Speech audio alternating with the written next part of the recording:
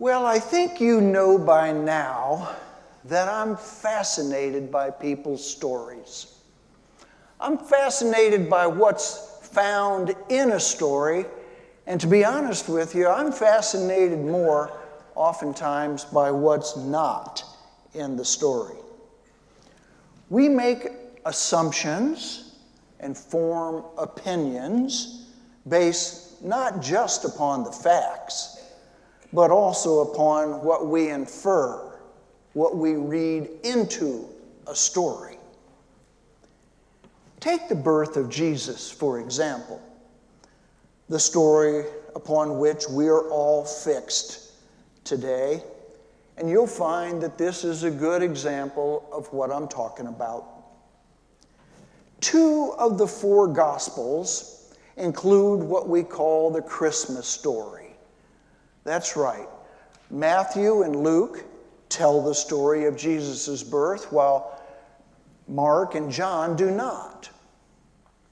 And even Matthew and Luke, you see, differ on some of the facts of the story.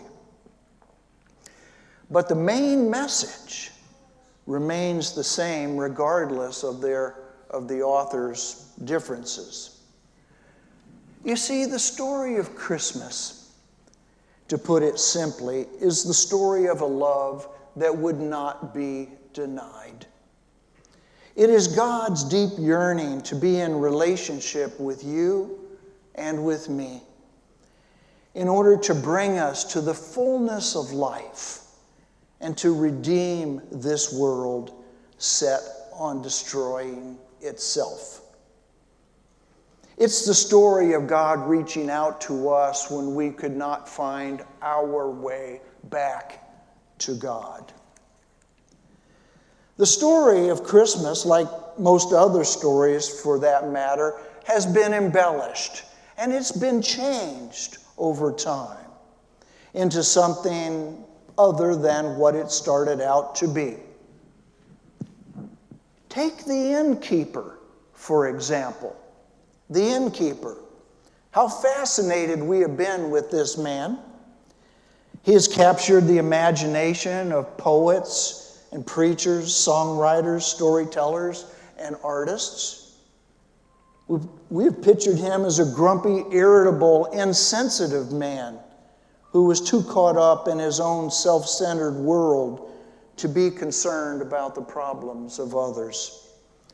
We have pictured him as pushing this needy young couple out into the world with harsh words. Get out, we're full up, no room here. I can't be bothered with your problems.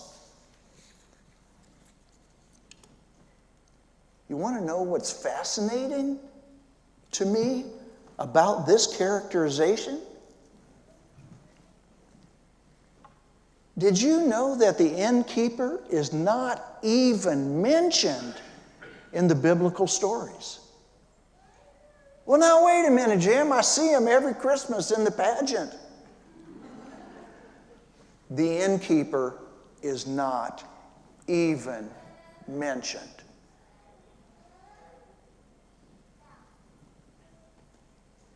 All of these negative, demeaning characterizations have been attached to the innkeeper because of one inference in one portion of one verse of Luke's gospel. No room for them in the inn. The entire verse, let me read it for you. The entire verse reads, "And she brought forth her firstborn son and wrapped him in swaddling cloths and laid him in a manger because there was no room for them in the inn." That's it. That's all. You can look for yourself. But Jim, I saw it in the pageant. I know. But that's all it says. It never mentions an innkeeper. And with those 7 words, no room for them in the inn, we have performed a character assassination on an innkeeper that we know nothing about. That's it. Now, I don't know about you, but I feel a little uncomfortable when I think about that. And it's this. It's destructive, and we all know it. It's destructive to judge somebody when we don't really know them. Right, Mike? How right is it for us to say something about somebody if we don't really know them, if we don't know what it's like to walk in their sandals? We don't know them, and yet we make these assumptions, inferences, and judgments. Now, I know you all have never done that, but I have. I have. It's one thing to have thoughts and opinions. It's quite another thing to let those opinions become judgments without knowing somebody's heart and soul. And isn't that what the incarnation is all about? Instead of God remaining distant, God drew close to know us up close and personal. Instead of standing way out there and judging from a distance, God chose to enter our world and get to know us. There's a story. There's a story about two men, and they met on the street one day, and one fellow looked and thought he recognized this other man, and he said, "Hey, I know you. You're that guy from Idaho who made $1 million growing potatoes." And the guy said, "Well, thank you very much. That's nice of you." He said, "But you've got a few of your facts wrong. It wasn't Idaho, it was Georgia. And it wasn't potatoes, it was cotton. And it wasn't made $1 million, I lost $1 million. And by the way, it was my brother." We make so many assumptions about each other. Doggone it. And yet when we get up close and personal and we really get to understanding people, things can be a little different, can't they?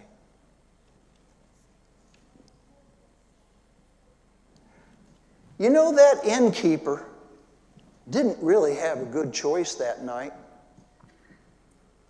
Bethlehem, because of that census from the Roman government, had swelled way beyond its capacity to accommodate all these people. The innkeeper had filled all of his rooms. There was nothing left. What would you have done that night? The no vacancy sign's been up for hours. What would you do? What would I do? That's a tough bind to be in, even if you wanted to help. But every room was taken. And that's when Joseph and Mary came to his door. And he had to make a decision. Would he send away those who were already settled in to make room for the latecomers? You know, I got news for you. That innkeeper might just have been the only friend Joseph and Mary had that night. I think it all depends on the attitude and the inference we make in the story. If we think that he was cold and calculating, that he was a harsh, grumpy, irritable, insensitive man who said, "Get out of here, I don't have the time for the likes of you." That's one thing, isn't it?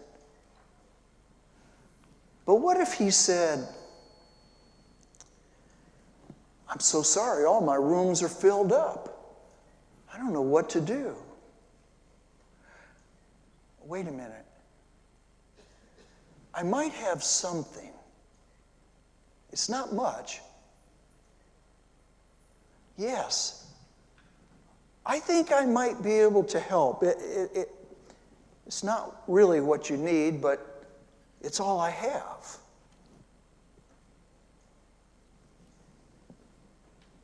Hotels back in those days went first come, first serve. I don't care about your American Express card. It would not hold a reservation. It's just not the way it worked. And these hotels were smelly and cold, and usually what would happen is they were 2 stories. And the first story was where the animals would stay for the night, and the second floor was where the people would sleep. Even those were all taken.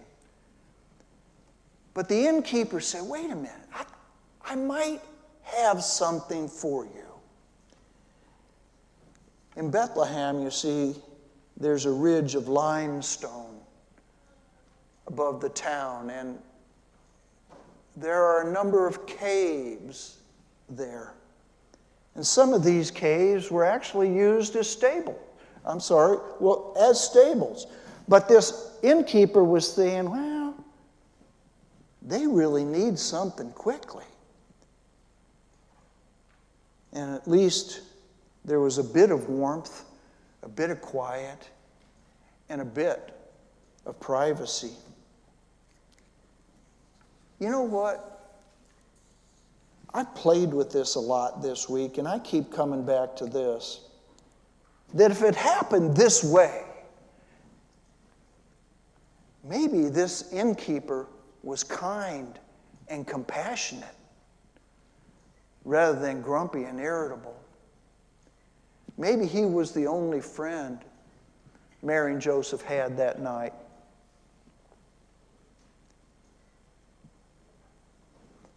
I find myself wondering what other people and places might have been left out of this story. It's not hard to imagine when Mary went into labor that maybe another woman was called. Maybe a midwife. Maybe there was a midwife they could call. That seems reasonable to me. But she's not mentioned in the story. Why is that? I think that's important. And I think it may be important because of this. I think God uses people that are not in the spotlight, who aren't necessarily those that we recognize, maybe those that are never named. People like you and me. How many times we care for one another and help people in this world and never have any notoriety for it. We are anonymous, just like maybe a midwife was that night too. You see, that for me is the important message here in the story, that the healing presence of a loving God bringing hope to a needy world takes place most of the time through people who are never mentioned, not recorded in the story. But so much depends on them.